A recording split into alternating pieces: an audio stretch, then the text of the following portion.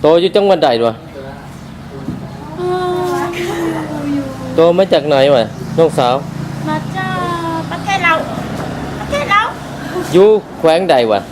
แขวงรถน้ำท่านี่นะนี่อยู่แขวงนั่งท้าด้วยอยู่บ้านจะไหนอยู่บ้านใดเรายัง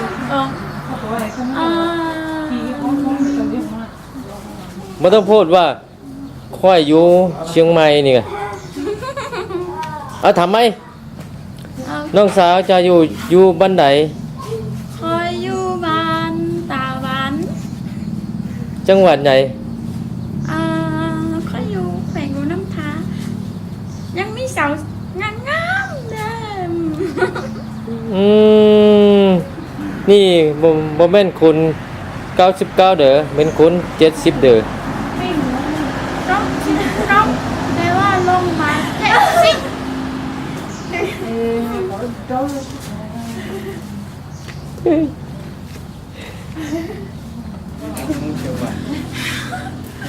นี่มาตรงเจ้าชุดตูรี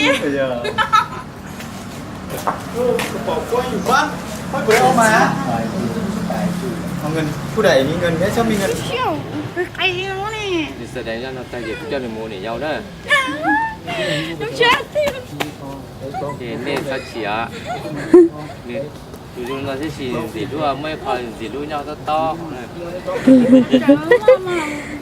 俺们是的行为考试中哦。你猜？đều tao mà theo bao nữa ai đều một chị cho mà chị bao liền hành mà nhớ chế cho to hẳn nữa